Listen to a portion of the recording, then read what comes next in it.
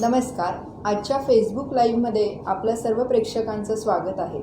आज आपला फेसबुक लाईव्हचा विषय आहे गरोदरपणातील BP आणि शुगर याबद्दल माहिती. याबद्दल आपल्याला मार्गदर्शन करण्याकरिता डॉक्टर उज्ज्वला पत्की मॅडम मार्गदर्शन करतील. नमस्कार. आजचा विषय आहे गरोदर महिलांच्या बाबतीतलं ब्लड प्रेशर आणि शुगर ह्याविषयी आमच्या प्रेक्षकांना माहिती व्हावी. मग या दृष्टीने मी आणि डॉक्टर आदिती कुलकर्णी मॅडम ह्या आपल्याला प्रश्नोत्तरांच्या स्वरूपात सर्व माहिती देणार आहोत.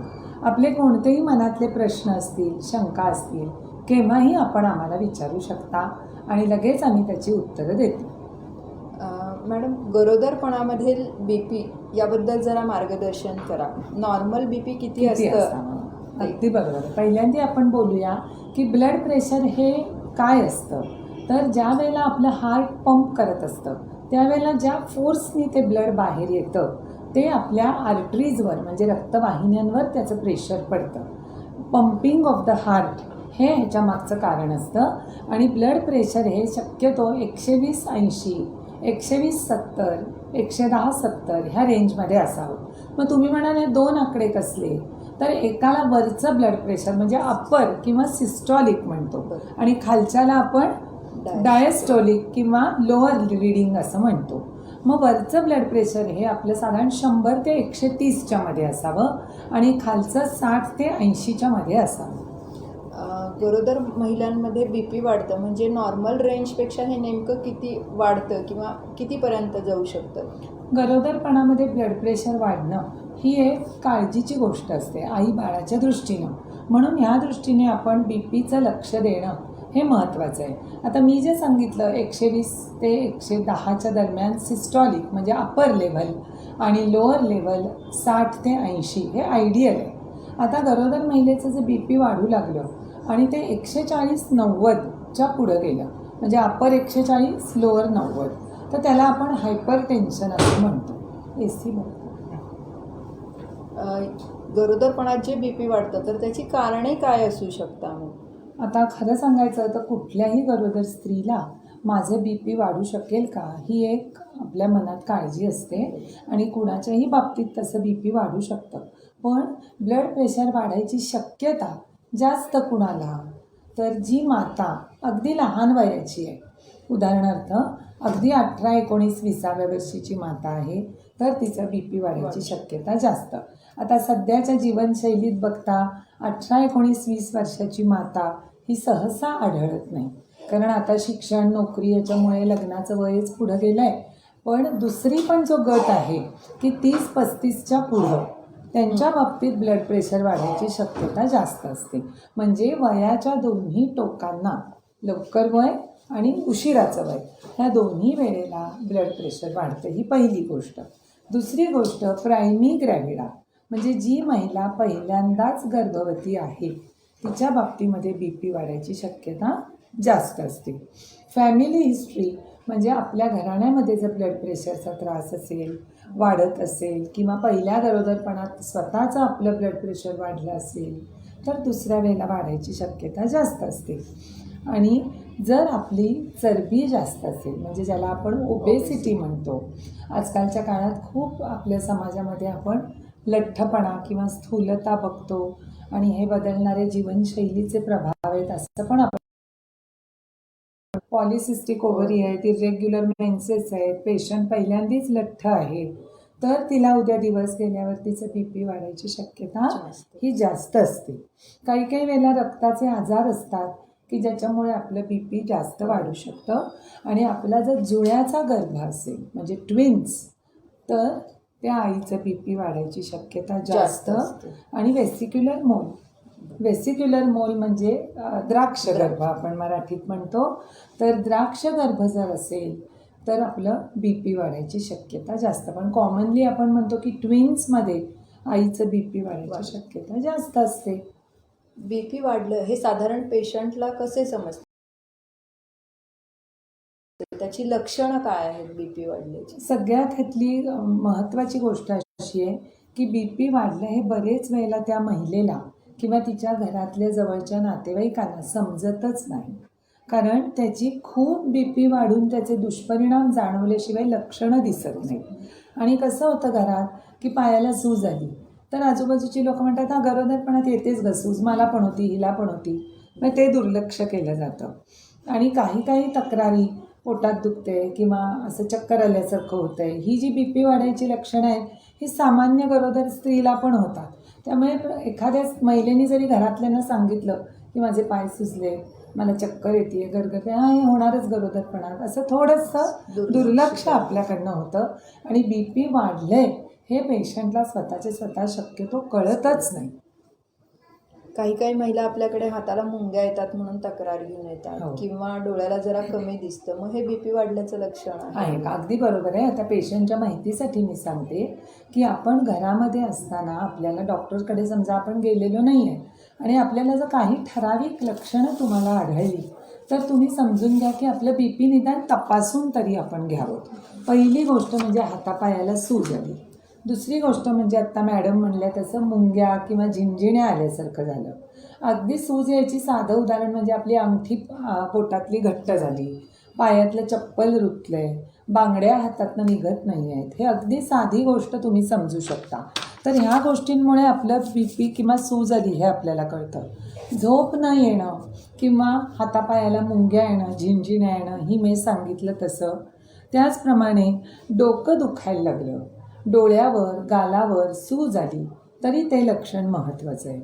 अगदी महत्त्वाची गोष्ट म्हणजे खूप BP वाढल्यावर एखादीला लघवीला कमी होणं, इथं वरच्या बाजूला पोटात दुखणं, कारण खूप BP वाढल्यावर लिव्हरला सूज येते आणि मग वरच्या बाजूच्या पोटात दुखणं, डोळ्यासमोर अंधारी येणं, चक्कर येऊन पडणं आणि अगदी क्वचित प्रसंगी एक्लॅम्पशिया म्हणजे फिट येणं असं सुद्धा होऊ शकतं. तर हे BP वाढलं आहे ह्याचं आपण निदान तपासण्या काय काय करू शकतो. तर पहिली गोष्ट आपल्याला ही मी सांगितलेली लक्षणं आढळली तर आपण ना लगेच डॉक्टरांना जवळच्या, अगदी तुम्हाला गायनेकॉलॉजिस्ट लांब असेल, तुम्ही खेड्यात असाल, छोट्या गावात असाल, नर्स कुठलीही BP बघू शकते. बरोबर. जनरल प्रॅक्टिशनर आपले अत्यंत केपेबल असतात, ते BP बघू शकतात. आणि BP बघणं हे फार महत्त्वाचं आहे. म्हणजे जी लक्षणं मी आत्ता सांगितली, सूज म्हणा, मुंग्या म्हणा, यातलं काहीही वाटलं तरी पटकन BP बघून घ्यावं. दुसरं लक्षात यायचं कारण म्हणजे आपलं वजन. आपलं वजन जर असं वाटलं की खूपच वाढतं आहे, म्हणजे 1 किलोला 1 आठवडा असं आम्ही म्हणतो, तिसऱ्या ट्रायमिस्टरमध्ये म्हणजे 7व्या, 8व्या, 9व्या महिन्यामध्ये 1 आठवड्याला 1 किलो वजन वाढावं हे अपेक्षित आहे.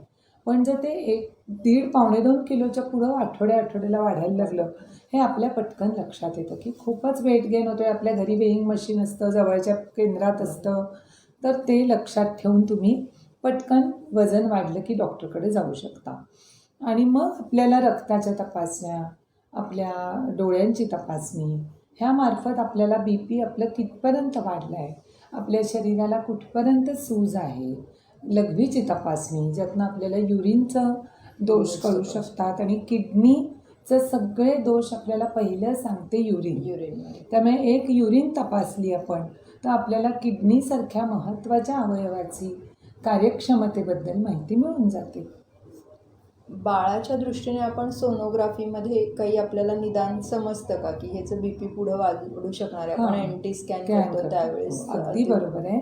11 ते 13 आठवड्यामध्ये आपण जी सोनोग्राफी करतो त्याला आपण NT स्कॅन म्हणतो.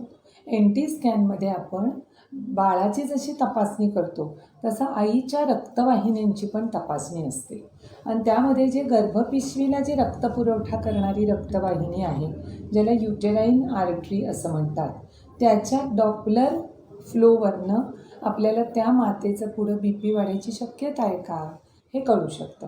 आणि असं जर आपल्याला शक्यता आहे असं कळलं तर डॉक्टर आपल्याला ॲस्पिरिनसारखी गोळी किंवा बाकीचे सल्ले हे प्रिव्हेंटिव्ह करू शकतात. आणि म्हणून NT स्कॅन करणं 11 ते 13 आठवड्यात हे अत्यंत गरजेचं आहे. कित्येक वेळा पेशंटना डॉक्टर लोक सल्ला देतात की हा स्कॅन करा, पण पेशंटच्या घरातले म्हणा, नातेवाईक म्हणा, ह्यांना एवढी शास्त्रीय माहिती नसते. आणि मग आमच्या काळात कुठे एवढी स्कॅनिंग होतं, म्हणजे असं म्हटलं जातं. कारण हा शास्त्रातला बदल होतोय की जे 25 वर्षापूर्वी गोष्टी नव्हत्याच त्या आता आल्या आहेत. हो की नाही. आता वर्षाला फरक आहे. आता करोना कुठे होता 2 वर्षापूर्वी, आता किती करोनाचा त्रास आहे. आपण बरोबर. व्हॅक्सिन घेतलं. तसं 25 वर्षापूर्वी त्या पेशंटच्या घरातली जुनी एखादी वयस्कर बाई असते, एवढे कुठले स्कॅन, काही नको जाऊ असं मात्र म्हणू नका. NT स्कॅन करणं महत्त्वाचं आहे. त्यातनं बाळाचं अपंगत्व, मतिमंदत्वाबरोबरच मातेला होणाऱ्या ब्लड प्रेशरचं निदान म्हणजे प्रॉबेबिलिटी सांगता येते. ह्या BP वाढलेल्याचा आईवरती, शरीरावरती काही परिणाम होतो का आईच्या हो, शरीरावर? अगदी बरोबर प्रश्न आहे हा, की ब्लड प्रेशर वाढलं की आपले सर्व शरीरावर त्या दाबाने रक्तपुरवठा होतो. आणि गरोदरपणातल्या ब्लड प्रेशरचं वैशिष्ट्य असं आहे की आपल्या ज्या रक्तवाहिन्या असतात त्या कॉन्स्ट्रिक्ट किंवा आकुंचित झालेल्या असतात. आणि त्या आकुंचित झाल्यामुळे आपलं हे ब्लड प्रेशर जास्त वाढलेलं असतं. आणि ह्या वाढत्या ब्लड प्रेशरमुळं आपल्या ब्रेन, डोळे, किडनी, हार्ट, लिव्हर आणि शेवटी गरोदर महिलेच्या गर्भपिशवीतलं बाळ, वार ह्या सगळ्यावर याचा परिणाम होतो. आता क्रमाक्रमाने आपण जर गेलो तर आपल्या डोळ्यांवर काय परिणाम होतो, तर डोळ्याच्या ज्या रक्तवाहिन्या असतात त्या आकुंचित पावल्यावर आपल्याला डोळ्याला अंधुक दिसणं किंवा एकेकाला ब्लाइंडनेससुद्धा आलेला मी बघितलेला आहे. ब्रेनवर काय परिणाम होतो, तर ब्लड प्रेशर वाढल्यावर सेरेब्रल इडिमा किंवा मेंदूला सूज येते आणि त्यामुळे चक्कर येणं, फिट्स येणं असं होऊ शकतं. लिव्हरवर परिणाम होतो आणि लिव्हरची जे एन्झाईम्स आहेत किंवा जे बायोकेमिस्ट्री किंवा रक्तातले पॅरामीटर्स आहेत ते बदलून जातात. किडनीला सूज येऊ शकते आणि लघवीमध्ये दोष येऊ शकतात. आणि शेवट बाळ आणि प्लासेंटा ह्याच्याकडचा रक्तपुरवठा कमी जास्त झाल्यामुळं त्या प्लासेंटाला ब्लिडिंग आतमध्ये होणं, बाळाची वाढ कमी होणं, इंट्रायुट्राईन ग्रोथ रिटार्डेशन म्हणजे कमी वजनाचं मूल पैदा होणं, अशा अनेक बाळावर दुष्परिणाम आईच्या BPचे होऊ शकतात. प्लासेंटल ॲब्रप्शन म्हणजे काय? प्लासेंटल ॲब्रप्शन म्हणजे आईच्या गर्भपिशवीला बाळाचा प्लासेंटा किंवा ज्याला मराठीत आपण वार म्हणतो, हिंदीमध्ये आवल म्हणतो, हे चिकटलेलं असतं. आता ज्या वेळेला खूप फोर्सनी BP येतं, रक्त येतं आणि BP वाढतं, त्यावेळेला तो जो चिकटलेला प्लासेंटा असतो त्यामध्ये कुठेतरी ब्लिडिंग होतं आणि आईचं गर्भपिशवी आणि वार हे एकामेकाला एखाद्या आपण पोस्टाच्या एन्व्हलपला तिकीट लावावं फेविकॉलनी तसं चिकटलेलं असतं. त्याच्यामध्ये ब्लिडिंग झालं की त्याला प्लासेंटल ॲब्रप्शन म्हणतात. मग ह्या ब्लिडिंगमुळं काय होतं, तर आईच्या गर्भपिशवीच्या आत हे ब्लिडिंग झालेलं असतं. त्यामुळे बाळाकडे जाणारा रक्तपुरवठा खंडित होऊन मुलाचाही जीव धोक्यात येतो आणि ब्लिडिंग आतल्या आत झाल्यामुळं आईचाही जीव धोक्यात येतो. सोनोग्राफीचा या सर्व गोष्टींमध्ये उपयोग काय आहे? आता पहिल्यांदा मी सांगितलं तसं NT स्कॅन मार्फत आपल्याला बाळाची माहिती आणि आईच्या रक्तवाहिन्यांवरनं BP वाढेल का ह्याचा प्रॉबेबल अंदाज घेता येतो. दुसऱ्या आपल्याला गोष्ट, जेव्हा जेव्हा मदरचं BP वाढू लागतं तेव्हा किती ब्लड प्रेशर आहे, त्याचा बाळावर काय परिणाम आहे, बाळाची वाढ कमी पडते आहे का, वजन किती आहे, पाण्याचं प्रमाण किती आहे हे आपल्याला कळतं. आणि डॉपलर सोनोग्राफीमधनं मातेकडून बाळाला होणारा रक्तपुरवठा किती दाबाचा होतो आहे, कमी आहे का हे आपल्याला समजतं. बरोबर आहे. आता ह्याचं लवकर निदान करायचं असेल तर ते कसे करावे? ब्लड प्रेशरचं निदान लवकर करायची एकच साधी गोष्ट म्हणजे झालेल्या छोट्या छोट्या तक्रारींकडे पेशंटनी लक्ष देऊन BP बघायला जावं.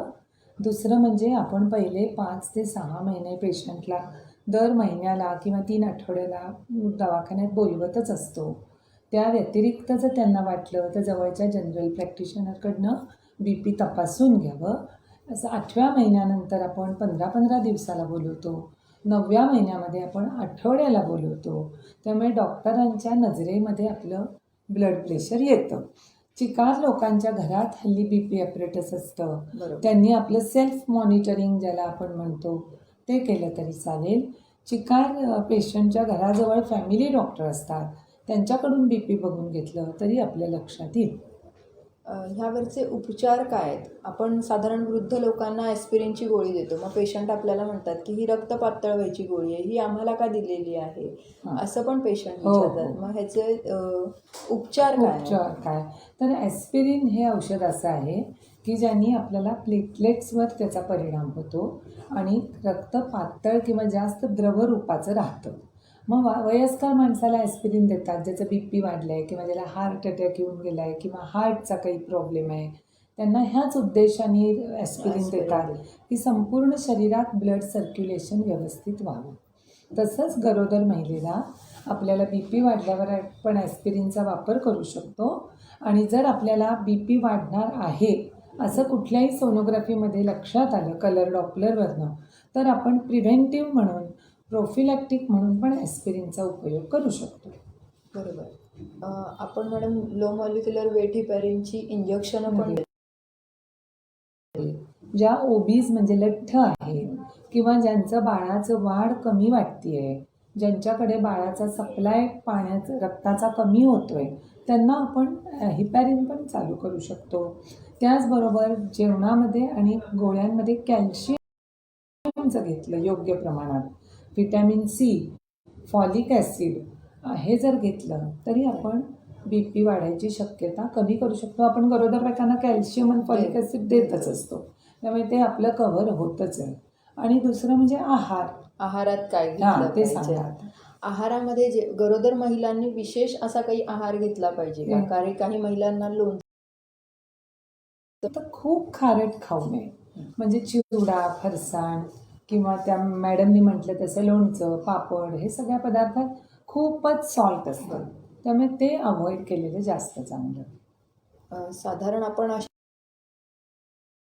BP जास्त आहे म्हणून पेशंटला सर्व तिच्या तपासण्या ह्या करून घेतो. म्हणजे मी म्हटलं तसं रक्ताची तपासणी, त्यातलं हिमोग्लोबिन, पांढऱ्या पेशी, लाल पेशी, प्लेटलेट तर सगळ्यांना आपल्याला माहीत आहे की प्लेटलेट्स अत्यंत महत्त्वाच्या. सर्व किडनी फंक्शन म्हणजे लघवीचं प्रमाण आणि किडनीचं फंक्शन, त्याचबरोबर लिव्हरची एन्झाईम्स, हे सगळे रिपोर्ट आपण BP वाढलेल्या महिलेचे करतो. सोनोग्राफी बाळासाठी करतो. गरज वाटली तर डोळ्यांची तपासणी करून ज्याला फंडोस्कोपी म्हणतात, त्यातनं आपल्याला डोळ्यावर झालेले परिणाम कळू शकतात. आणि सोनोग्राफीमधनं आपण बाळाचं सगळं वेलबिंग बघतो. आता ब्लड प्रेशरसाठी आपण डाएटचा सल्ला देतो. पहिलं डाएट म्हणजे खारट खाऊ नका. दुसरी गोष्ट प्रोटीन्स वाढवा, कॅल्शियम व्यवस्थित घ्या डाएटमधलं, हे सगळं आपण सल्ला देतो. त्याच्यानंतर विश्रांती घ्या, कारण बरेच वेळेला हल्ली बायका वर्किंग आहेत. बरोबर. ते तुम्ही सांगा स्ट्रेस रिलेटेड कसं? आता खूप महिलांना स्ट्रेस असतो, कामाच्या ठिकाणी पण काही काही महिलांना स्ट्रेस असतो किंवा घरात सुद्धा ताणतणाव असतात. तर त्यामुळे स्ट्रेस जर आपण मानसिक स्वास्थ्य जर आपण घेतलं व्यवस्थित, अशा वेळेस आपण देवाचं वाचायचं किंवा आपल्याला जी आवडती ती गोष्ट करायची. आपलं मन आपल्या ज्या गोष्टीत रमतं त्याच्यात जर आपण आपलं मन रमवलं तर नक्कीच आपल्याला मानसिक स्वास्थ्य मिळू शकतं. आणि आत्ता या घडीला आपल्याला काय महत्त्वाचं आहे तर मी आणि माझं बाळ, त्यामुळे आपण त्याकडे लक्ष केंद्रित करून आपण आपलं मानसिक स्वास्थ्य छान ठेवून आपण एक हेल्दी बाळ जन्माला घालू शकतो. ह्या सर्व BP वाढलेल्याचा बाळावरती काही परिणाम होऊ शकतो? हो, बाळावर ह्याचा परिणाम म्हणजे काय तर ब्लड प्रेशर वाढायला जसं लागेल तशी गर्भामधल्या बाळाची वाढ खुंटू शकते किंवा कमी स्वरूपाची होऊ शकते. ह्याला शास्त्रीय भाषेत बघा इंट्रायुटेराईन ग्रोथ रिटार्डेशन म्हणतात. म्हणजे गर्भपिशवीत बाळाची वाढ कमी लेव्हलनी होणं, म्हणजे जो अपेक्षित ग्राफ आहे त्याच्यापेक्षा खालच्या पातळीने बाळ वाढतं. मग अशा बाळाचं जन्मतः वजन कमी भरतं. म्हणजे आपल्याकडे साधारण 2500 ते 3 किलो हे आयडियल वजन मानतात. तर तुमचं बाळ समजा 2 किलोच्या आतच भरलं तर मग त्याला ते बाळ कमी वजनाचं असलं की परत पुढं इन्क्युबेटरमध्ये ठेवा, त्याला दूध पाजायची प्रक्रिया पण अवघड होते. असं सगळं कमी वजनाचं लो बर्थ वेट ह्या बाळाचे जे प्रॉब्लेम्स आहेत ते ह्या बाळाला येऊ शकतात. दुसरी गोष्ट BP जास्त वाढलं, लवकरच डिलिव्हरी करायला लागली तर त्या बाळाची म्हणजे व्हायबिलिटीची सुद्धा शंका येऊ शकते. मगाशी मॅडमने विचारलं तसं ॲब्रप्शन जर झालं तर कधी कधी IUDचं सांगा. एखाद वेळेला कधी कधी जर वार सेपरेट झाली तर ते बाळ पोटातच दगावू शकतं. त्यामुळे त्याबद्दल सगळी काळजी घेतली पाहिजे. बाळाची हालचाल आपल्याला साधारण दिवसातनं 10 ते 12 वेळा जाणवली पाहिजे. 7व्या महिन्यानंतर आपल्याला बाळाची हालचाल जाणवते. सकाळी 9 ते रात्री 9 पर्यंत बाळाची हालचाल आपल्याला 10 ते 12 वेळा जाणवली पाहिजे. जर बाळ हलायचं अचानकच बंद झालं तर त्वरित तुम्ही हॉस्पिटलमध्ये गेलं पाहिजे. बाळाची हालचाल जाणवत नसेल तर लगेच तुम्ही दवाखान्यात जाऊन डॉक्टरांशी संपर्क करून त्याप्रमाणे सोनोग्राफी वगैरे पुढचे निदान केले पाहिजे. आता दुसरी गोष्ट म्हणजे मॅडम आपण गोळ्या औषधं देऊ शकतो. हां, तर गोळ्या औषधं ही तुम्ही घरगुती म्हणजे ह्याला ॲडमिट व्हायची गरज नाही आहे. म्हणजे जेव्हा तुमचं ब्लड प्रेशर 140-90 150-90 ह्या रेंजमध्ये आहे त्यावेळेला तुम्ही गोळ्या औषधं घेऊन घरात हे सगळं जेवण म्हणा, विश्रांती म्हणा, मॅडम म्हणल्या तसं मानसिक आरोग्य, शारीरिक आरोग्य, आहार आणि डॉक्टरांच्या गोळ्या ह्याच्यावर तुम्ही कंट्रोल करता आणि 100 90% बायकांचं BP ह्या एवढ्या साध्या साध्या गोष्टीत कंट्रोल होऊन जातं. ते पुढच्या सिव्हिअर BP स्वरूपात जातं. पण ज्या वेळेला ब्लड प्रेशर थोडं दुर्लक्षित राहतं किंवा अचानकच वाढतं आणि ते 160-100च्या पुढं जातं. म्हणजे मगाशी मी म्हटलं ते 120-80 हे आयडियल आहे. 140-90च्या पुढं गेलं की आपण BP वाढलं म्हणतो. आणि मॅडम म्हणलं तसं सर्व प्रकारची उपचार पद्धती दवाखान्यात ॲडमिट न होता आपल्याला करता येते. पण 160-100च्या पुढं तुम्ही गेलात की तुम्हाला डॉक्टर शक्यतो ॲडमिट करून देतात. मग ॲडमिट केल्यावर आम्ही काय काय करतो तर बाबा सर्व प्रकारच्या परत रक्त तपासण्या, सोनोग्राफी, डोळ्यांची तपासणी, लघवीला कॅथेटराईज म्हणजे युरिन आउटपुट म्हणजे दिवसभरात तुम्हाला एक्झॅक्टली किती CC लघवी होते ह्याचं मोजमाप केलं जातं. आणि ह्या सगळ्या निष्कर्षातनं तुमची डिलिव्हरी किती पुढं ढकलता येईल. कारण आपल्याला बाळाची मॅच्युरिटी पण पाहिजे आणि आईचा जीव पण सुरक्षित पाहिजे. कारण आपल्या अँटीनेटल केअरचा मुख्य उद्देश काय आहे? हेल्दी बेबी आणि हेल्दी मदर हे दोन्ही महत्त्वाचं महत्त्वाचं आहे. त्यामुळे त्यासाठी मग डॉक्टर ॲडमिट करतात आणि ॲडमिट केल्यावर इंजेक्शन असतात. म्हणजे कमरेवर घेणारी इंजेक्शनं म्हणा नाही तर पंपद्वारे इंजेक्शन असतं, IV इन्फ्युजन असतात. त्यांनी तुमचं BP सेटल केलं जातं. मग BP सेटल केल्यावर पुढं पेशंटला नॉर्मलाईज झालं तर थोडं घरी जाऊन येऊन असं परत पुढं जाता येतं. फारच BP वाढू लागलं तर मग डॉक्टरांचा नाईलाज होतो आणि बाळ आणि आईच्या स्वास्थ्याच्या दृष्टीनं डिलिव्हरीचा निर्णय घ्यायला लागतो. एक्लाम्शिया म्हणजे अगदी 160-110 वगैरे होतं, खूपच BP वाढलं असं कळतं. त्यावेळेला मग त्याला एक्लॅम्शिया किंवा फिट येणं असं म्हणतात. म्हणजे मेंदूला सूज येते ब्लड प्रेशर वाढून आणि मराठीत ज्याला आकडी म्हणतात किंवा हातापायातनं असे झटके येणं, तोंडातनं फेस येणं, डोळे पांढरे पडणं ह्या गोष्टी घरातल्या घरात सुद्धा पेशंट असे जागेवर पडतात आणि उचलून नातेवाईक आणतात. ह्याला एक्लॅम्शिया म्हणतात. आणि हे अत्यंत गंभीर स्वरूपाचं ब्लड प्रेशरचं कॉम्प्लिकेशन आहे आणि इथपर्यंत आपल्याला जायचं नाही आहे. आपल्याला खालच्याच लेवलला ट्रीटमेंट करत करत आई आणि बाळ जितकं सुरक्षित राहील तेवढं आपल्याला बघायचं आहे. अशा पेशंटमध्ये आपण डिलिव्हरीचा निर्णय कसा घेतो? नॉर्मल डिलिव्हरी होऊ शकते का जर BP वाढलेला असेल पेशंटचं? आता नॉर्मल डिलिव्हरी करायची का सिझर करायचं हा निर्णय 3-4 गोष्टींवर अवलंबून असतो. एक म्हणजे पेशंटचं BP कसं आहे, तिचं आरोग्य कुठल्या लेव्हलला आहे, किडनी फंक्शन कसं आहे, लिव्हर व्यवस्थित कार्यरत आहे का, प्लेटलेट काउंट किती आहे, हे सगळं बघायला लागतं. त्याचबरोबर जर ट्विन्स असेल आणि BP वाढलेलं असेल तर शक्यतो नॉर्मल कुणीही डिलिव्हरी करत नाही, सिझेरियनचा निर्णय घेतात. आणि बाकीच्या केसेसमध्ये नॉर्मल डिलिव्हरीचा प्रयत्न करतात आणि होत नाही असं वाटलं तर सिझेरियनची तयारी कधीही असतेच. गरोदरपणातील BP बद्दल मॅडमने सुंदर माहिती सांगितलेली आहे. आता दुसरा गरोदरपणातला प्री प्रेग्नन्सी पण बोलू. प्री प्रेग्नन्सी गरोदरपणात काय काय करता केलं येईल पाहिजे? हे खूप महत्त्वाचा आहे. मॅडमनी मुद्दा काढला की गरोदरपण होण्याच्या पूर्वी ज्याला आपण म्हणतो की आता नवरा बायको प्लॅनिंग करतात की आता ह्या वर्षी आपण बेबीचा चान्स करूया, तर त्यावेळेला आपण काही असं विचार करू शकतो का की जेणेकरून मला पुढे येणाऱ्या गरोदरपणात संभाव्य धोके टाळता येतील. तर अगदी महत्त्वाचं मी सांगेन की एक्स्ट्रीम्स ऑफ एज मी म्हटलं तसं की लग्न अगदी लवकर झालं 18व्या वर्षी जे हल्ली होतच नाही आहे, पण चुकून एखाद्याचं झालं काही घरगुती कारणांमुळं तर प्रेग्नन्सी एक 20-22-23पर्यंत लांबवलेली चांगली. अगदी 34-33ला लग्न झालं तर मग प्रेग्नन्सी न लांबवता करिअर नोकरी हे जरा प्रायोरिटी न देता पटकन चान्स घेतलेला चांगला. दुसरी गोष्ट आपला आहार. हल्लीच्या जेवणामध्ये जे आपण सगळेजण सांगतात की चुकतंय जेवण कुठंतरी आपलं, तर ते फास्ट फूड खारट पदार्थ याच्या आहारी न जाता जितकं नॅचरल डाएट घेता येईल तेवढं घ्यावं. प्रोटीनचं प्रमाण आहारातलं अत्यंत महत्त्वाचं आहे की आपल्या शरीराचं 1 ग्रॅम पर किलोग्रॅम ही प्रोटीन रिक्वायरमेंट आहे. म्हणजे समजा माझं वजन 50 किलो आहे तर मला 50 ग्रॅम प्रोटीन खायला पाहिजे. तर ते प्रोटीन आपल्याला मग व्हेजिटेरियन नॉन व्हेजिटेरियन कुठल्या स्वरूपात खाता येईल ते आपण खाल्लं पाहिजे.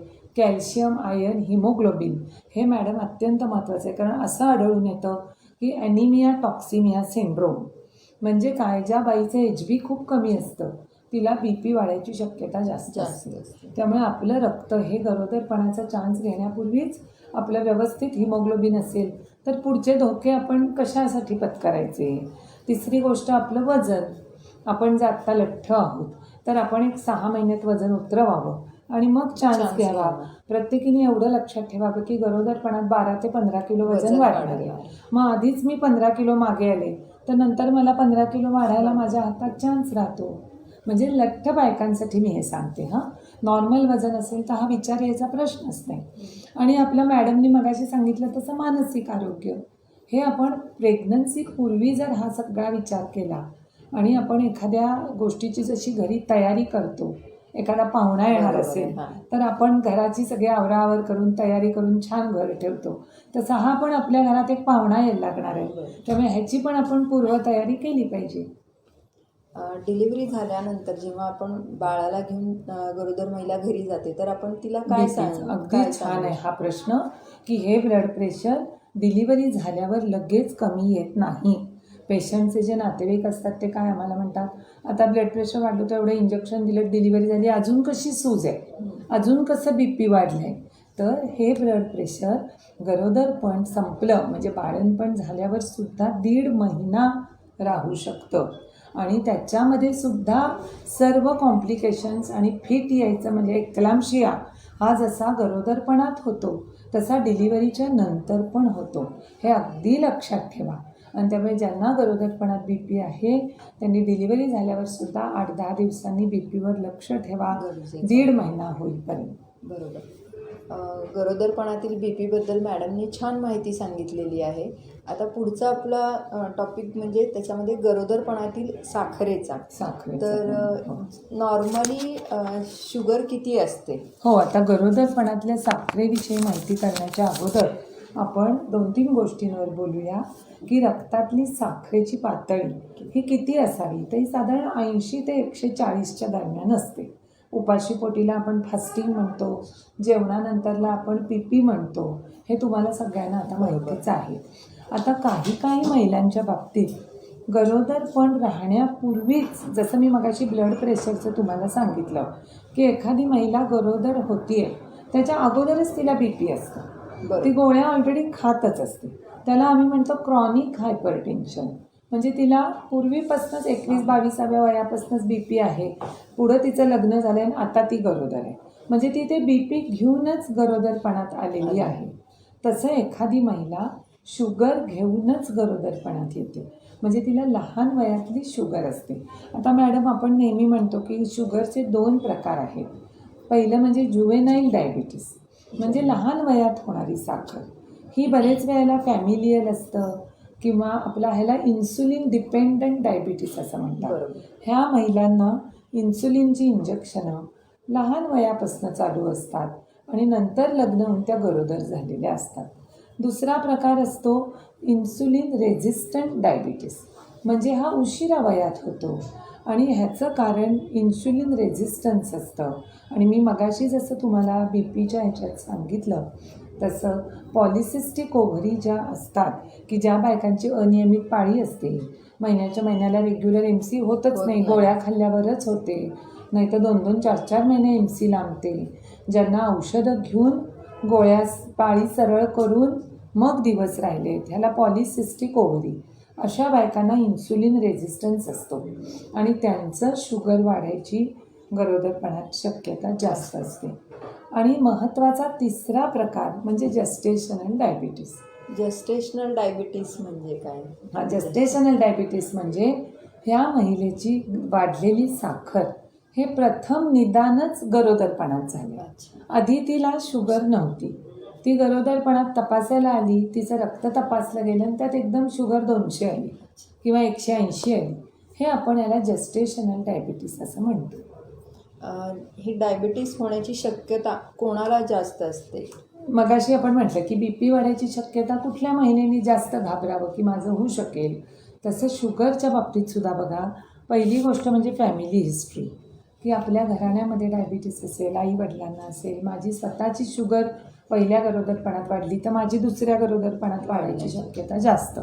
दुसरं म्हणजे ओबेसिटी म्हणजे वजन ज्यांचं जास्त आहे. तिसरं म्हणजे 35च्या पुढं गरोदरपण आहे म्हणजे अधिक वयाचं गरोदरपण, त्यांची साखर वाढायची शक्यता जास्त.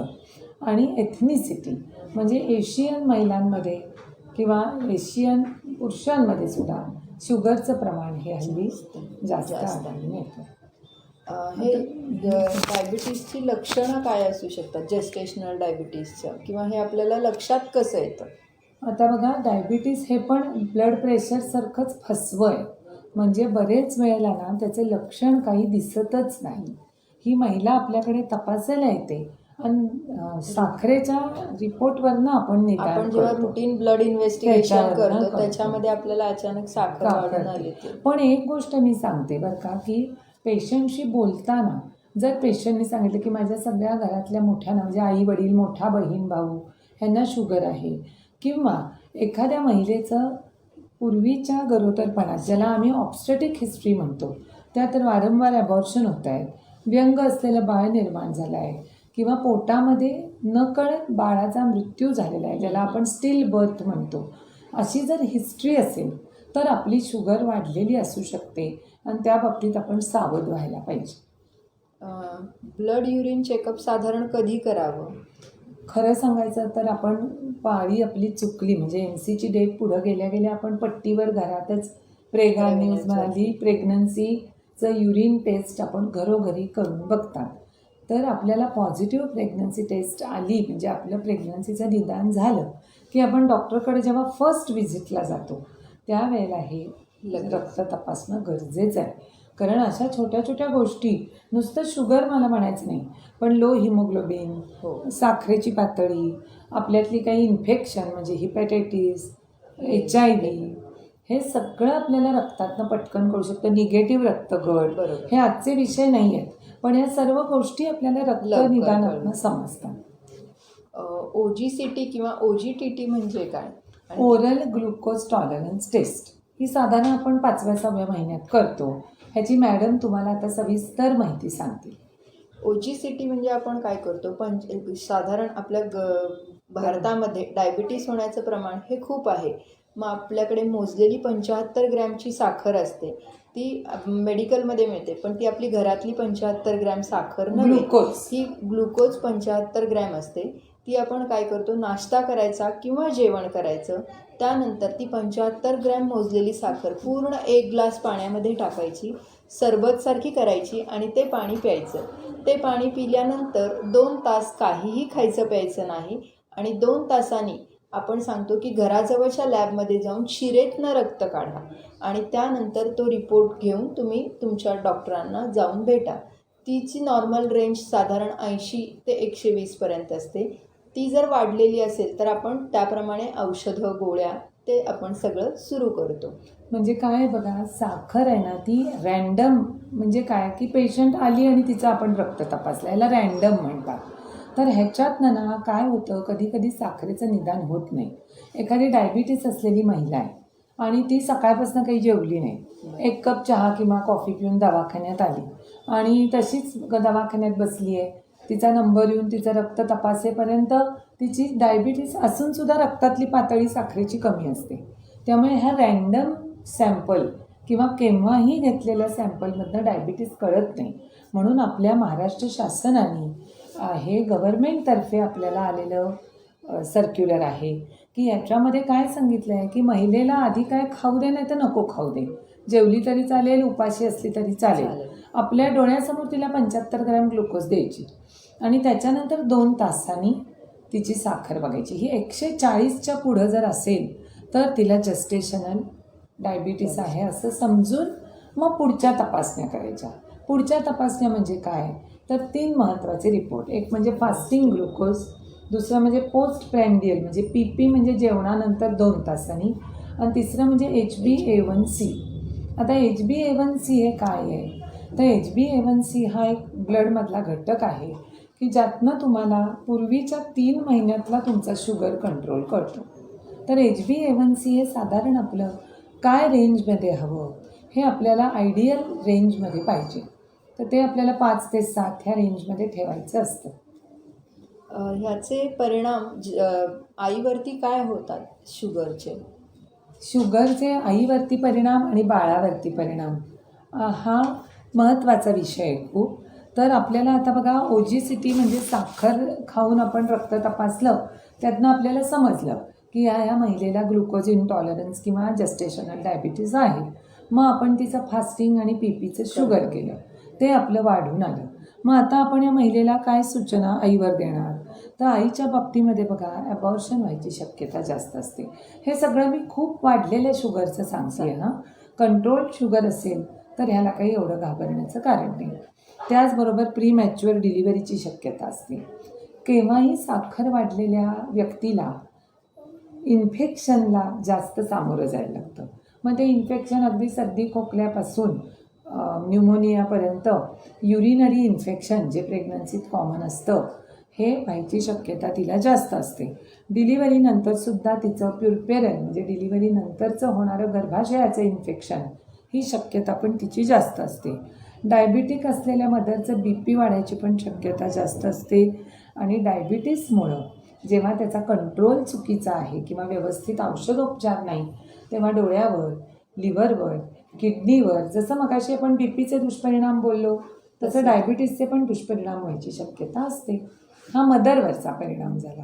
आणि ह्या शुगरमुळे बाळावरती काही परिणाम होतात का? बाळावरचे परिणाम तर आईपेक्षाही जास्त विस्तृत आहेत. पहिलं बाळावरचा परिणाम म्हणजे ॲबॉर्शनची शक्यता वाढते. दुसरा परिणाम म्हणजे प्रीमॅच्युअर बाळ होऊ शकतं. प्रीमॅच्युअर म्हणजे मुदतीपूर्व. मग मुदतीपूर्व बाळाचे सर्व पुढचे प्रॉब्लेम्स येतात. तिसरं म्हणजे हायड्रॅमनिऑस म्हणजे पोटात जे गर्भ असतो त्याच्या भोवती पाणी असतं, त्या पाण्याचं प्रमाण वाढलं विशिष्ट पातळीच्या वर, जसं मगाशी आपण म्हटलं की BP वाढलं की पाणी कमी व्हायची शक्यता असते आणि डायबिटीस झाला की पाणी वाढायची शक्यता असते. मग पाणी वाढलं की पेशंटचं पोट जास्त तणावलेलं दिसतं आणि परत डिलिव्हरी लवकर व्हायची शक्यता असते, बाळाची वाढ कमी व्हायची शक्यता असते. चौथं म्हणजे बाळामधली व्यंग. अनेक प्रकारची व्यंग डायबिटिक मदरच्या गर्भाला होऊ शकतात. कोणती? पहिलं म्हणजे बघा मेंदू आणि मणका. ह्याच्यामध्ये मेंदूचं वाढ न होणं, मणक्यामध्ये फट असणं, मणक्यामध्ये म्हणजे त्याचा शेप चुकीचा असणं. ह्याची सगळी मेडिकल नावं मी तुम्हाला सांगत नाही कारण त्याचा अर्थ आणि कॉम्प्लिकेटेड नावं आहेत, म्हणून मी तुम्हाला साध्या भाषेत सांगते. दुसरं म्हणजे स्पायना बायफिडा म्हणजे मणक्यात अशी गॅपच असते की त्या बाळाला पुढे अपंगत्व किंवा चालणं, त्याच्या बाकी पायाच्या हालचाली होऊ शकत नाही. हे मेंदू आणि मणका झालं. दुसरं म्हणजे किडनीमध्ये अनेक प्रकारचे दोष येऊ शकतात. किडनीमध्ये रिनल अजेनेसिस म्हणजे किडनीची वाढ न होणं, त्याच्यामध्ये हायड्रोनेफ्रॉसिस म्हणजे पाणी भरणं, त्याच्यामध्ये युरिनरी जी पाईप असतो ज्याला आम्ही युरेटर म्हणतो त्याच्या ॲबनॉर्मॅलिटीज हे होऊ शकतात. चौथं म्हणजे आपल्याला हार्टचे अनेक दोष होऊ शकतात. हार्टमध्ये आपल्या झडपा असतात, हे सगळ्यांना माहीत आहे. त्या झडपांना भोक किंवा आपण फट म्हणूया, झडपेमध्ये फट निर्माण होऊ शकते आणि हृदयाच्या ज्या आपल्या मेन व्हेसल्स आहेत त्याचा आकार आणि त्याची जी आखणी आहे ती चुकू शकते. ह्याला ट्रान्सपोजिशन ऑफ व्हेसल्स म्हणतात. म्हणजे हे हृदयावरचे बाळाच्या विपरीत परिणाम होतात. जसं मी तुम्हाला मेंदू, किडनी, हृदय सांगितलं त्याचप्रमाणे बाळाचं पोट आणि आतडं ह्याच्यावर पण दुष्परिणाम होतात.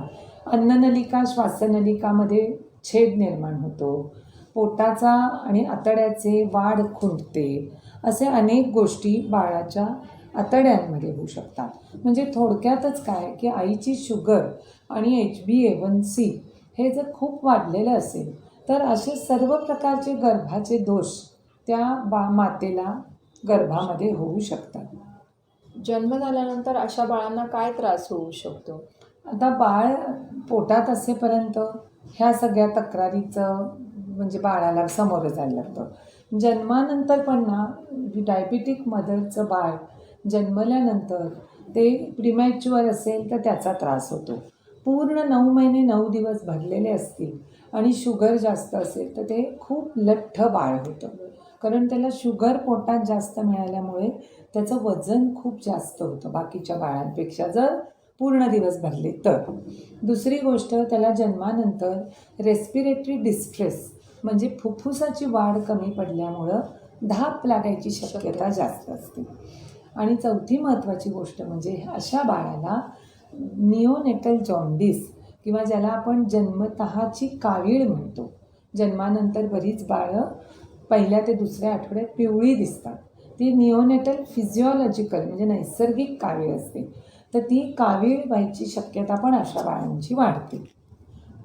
जेव्हा डायबिटीज डिटेक्ट होतो तेव्हा आपण डॉक्टरांकडे MD मेडिसिनकडे जायला सांगतो. मग ते इन्शुलिन देतात किंवा गोळ्या देतात. इन्शुलिन दिल्यानंतर काही महिलांना वाटतं की ह्याचे काही साईड परिणाम इफेक्ट होणार नाहीयेत. नाही, हे मात्र आपण नीट समजून घेऊया की डायबिटीस मला डिटेक्ट झालं आहे पण मी औषधच घेणार नाही, गोळ्यांवरच बघते, आयुर्वेदिक औषध घेते, तर हे माझं औषध कुठल्याही पथ्यीचं घेण्यावर ऑब्जेक्शन नाही, पण त्याला स्टँडर्डायझेशन पाहिजे आणि त्याचं आपल्या ब्लड शुगरमध्ये त्याचा गुण दिसला पाहिजे. आपण जर मला डायबिटीस आहे पण मी लक्षच देणार नाही असा स्वभाव केला तर ते शुगर वाढत वाढत जाऊन बाळावर आणि आईवर शुगरचे दुष्परिणाम खूप आहेत.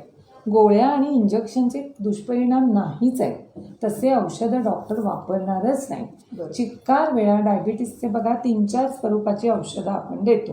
पहिलं म्हणजे डायटरी सल्ला. बरोबर. डायटरी सल्ला आपण काय देतो की शुगरच्या अनुसार तुम्ही कार्बोहायड्रेट्स किती खा, म्हणजे कर्बोदक, प्रथिनं म्हणजे प्रोटीन आणि फॅट हे आपल्याला व्यवस्थित डॉक्टर सल्ला देतात की तुम्ही प्रोटीन किती खा, फॅट किती खा आणि कॉम्प्लेक्स कार्बोहायड्रेट्स म्हणजे तुमच्या जेवणामध्ये डायरेक्ट साखर आणि गोड पदार्थांपेक्षा कॉम्प्लेक्स कार्बोहायड्रेट म्हणजे आपली साल्यासकटची आपली ज्याला आपण सिरियल्स म्हणतो ती आणि फळं, हे सगळं मोडाची कडधान्य हे कसं पाहिजे हे पहिलं डायटरी ॲडवाईस. दुसरं गोळ्या, तिसरं इन्सुलिनची इंजेक्शन आणि खूप डायबिटीस अनकंट्रोल्ड असेल तर इन्सुलिनचा पंपसुद्धा बसवू शकतात. असे 4 प्रकारची ट्रीटमेंट आहे. मगाशी जसं मी BPच्या ह्याच्यात सांगितलं की फार थोड्या बायकांना सिव्हिअर BP होतं जर आधीच तुम्ही काळजी घेतली तर, तसं डायबिटीस कळल्यापासून जर तुम्ही निदान चांगलं केलं आणि उपचार चांगले घेतले तर तुम्हाला वरपर्यंत असं ट्रीटमेंट लागतच नाही. तुम्ही गोळ्या आणि इन्सुलिनवर तुमचं होऊन जाते कंट्रोल राहिले की कॉम्प्लिकेशन्स पुढे येणारच होतच नाही. प्री कन्सेप्शनल काउन्सिलिंग ह्याच्यामध्ये काय करू शकतो? हां, म्हणजे मगाशी आपण BPच्या वेळेला बोललोच की बाबा प्री प्रेग्नन्सी काउन्सिलिंगचा रोल हा खूप आहे. तसंच शुगरच्या बाबतीत सुद्धा आपण प्री प्रेग्नन्सी काउन्सिलिंग म्हणजे गरोदरपणापूर्वीचं आपलं आहार, व्यायाम, वजन हे नियंत्रित ठेवलं आणि आपल्याला जर आधीच डायबिटीस आहे, मला गरोदर व्हायच्या आधीपासून हे मला माहीत आहे, तर ते बरोबर लेव्हलला शुगर आणल्यावरच पुढचं पाऊल घेणं हे महत्त्वाचं आहे. आहारामध्ये काही बदल केला पाहिजे का या महिलांनी? हां, आहारामध्ये म्हणजे मगाशी मी सांगितलं तसं कार्बोहायड्रेट, प्रोटीन आणि फॅट ह्याचं व्यवस्थित प्रपोर्शन आपण केलं पाहिजे. ह्यासाठी आपण एक्सपर्ट डायटिशियनचा सल्ला घेऊ शकतो. तुम्ही मगाशी मॅडम सांगितलंच ह्याच्यामध्ये शुगरमध्ये तपासण्या आपण फास्टिंग, PP आणि HbA1c करतो. ह्या सोडून अजून काही वेगळ्या तपासण्या? ह्या सोडून बघा आपल्या किडनी फंक्शन, आपलं लिव्हर फंक्शन ह्याबाबत आपण जागरूकपणे तपासण्या केल्या पाहिजे. त्याचप्रमाणे आपल्या सोनोग्राफीचा पण मॅडम ह्याच्यात महत्त्व आहे की सोनोग्राफीमध्ये आपल्याला काय कळू शकेल, तर आपण रुटीन सोनोग्राफी तर करतोच, पण डायबिटिक महिलेच्या सोनोग्राफीत तुम्ही विशेष काय बघणार, बाळाची व्यंग मगाशी मी तुम्हाला मोठीच्या मोठी यादीच सांगितली बरोबर. की बाळाच्या मेंदू, मणका, किडनी, आतडं ह्या सगळ्यातली व्यंग आपण सोनोग्राफीद्वारे निदान करू शकतो. दुसरं मी सांगितलं पाण्याचं प्रमाण. पाण्याचं प्रमाण आपल्याला माहिती आहे डायबिटीसमध्ये वाढतं, तर ते हायड्रॅमनिऑस म्हणजे पाणी वाढू लागलं आहे का हे निदान आपल्याला सोनोग्राफीमध्ये होतं. आणि डॉपलरद्वारे आपल्याला बाळाचा रक्तपुरवठा कळतो. कळतो. बरोबर. ह्याचे उपचार काय आहेत? आता आपण म्हटलं तसं हे आपण शुगरचे कंट्रोलचं डाएट, गोळ्या, इन्सुलिन हे उपचार घ्यायचे. 9वा महिना लागल्यावर विशेष जागरूक आपल्याला ह्या महिलेच्या बाबतीत राहायला लागतं, कारण अनएक्सप्लेन्ड फिटल डिमाईस किंवा अचानक पोटातल्या पोटात बाळाचं ठोके बंद पडणं अशा घटना डायबिटिकमध्ये होतात. त्यामुळे मॅडमनी मगाशी तुम्हाला फिटल किक काउंट म्हणजे बाळाची हालचाल पोटातली मोजणं ह्याची माहिती सांगितलेली आहे. ते अत्यंत जाणीवपूर्वक आईनं बघायला पाहिजे. आठवड्याला डॉपलर बघितला पाहिजे. आणि मी सांगितलं की डायबिटिक मदरच्या बाळाला श्वसनं 9वा महिना लागल्यावर घेतली पाहिजेत आणि डिलिव्हरीचं प्लॅनिंग करून डिलिव्हरी केली पाहिजे. डिलिव्हरी पूर्व आपण बाळाला काही धोका होऊ नये म्हणून अशी काही विशेष काळजी म्हणजे ॲडमिट करून त्याचं ह्याच्यात पण आपण मगाशी बीपी बघताना विचारलं होतं की नॉर्मल का सीझर होतं, तर ह्याच्यात पण असं काही आहे का की तर नॉर्मल आणि सीझर हा निर्णय सर्वस्वी त्या म्हणजे त्या वेळचा निर्णय आहे. बाळाचं वजन, आईचा डिलिव्हरीचा मार्ग ह्याच्यावर ते अवलंबून असतं. शुगर आहे म्हणजे सीझर होणार किंवा बीपी वाढलं म्हणजे सीझरच होणार ह्या गैरसमजुती ठेवू नका. जन्मानंतर बाळाची काळजी कशी घेतली पाहिजे? जन्मानंतर जर आईला डायबिटीसची औषधं विशेष करून इन्सुलिन चालू असेल तर त्या बाळामध्ये जन्मानंतर शुगर कमी होते. अगदी नीट लक्षात घ्या, आईची जास्त शुगर असते पोटात असताना, पण जन्मानंतर मात्र बाळाची शुगर कमी होते. त्याला हायपोग्लायसिमिया म्हणतात. मग अशा बाळाला दुर्लक्ष करून चालत नाही. कित्येक वेळेला त्याला IV म्हणजे सलाईन मार्फत शुगर द्यायला लागते आणि निओनेटॉलॉजिस्ट किंवा बालरोगतज्ञाच्या नजरेत हे बाळ ठेवायला लागतं. आज आपल्याला दोन्ही म्हणजे बीपी आणि शुगर याबद्दलची माहिती खूप सुंदर सांगितलेली आहे. तुमच्या काही शंका असतील तर तुम्ही अवश्य विचारा, त्यांचा आम्ही निदान करू देतो. धन्यवाद. आज पत्की हॉस्पिटलचा हा आपण फेसबुक लाईव्ह प्रोग्राम बघितल्याबद्दल मी आपले आभारी आहे आणि या माहितीचा माझ्या दर्शकांना, माझ्या होणाऱ्या मातांना उपयोग व्हावा अशी मी आशा करते.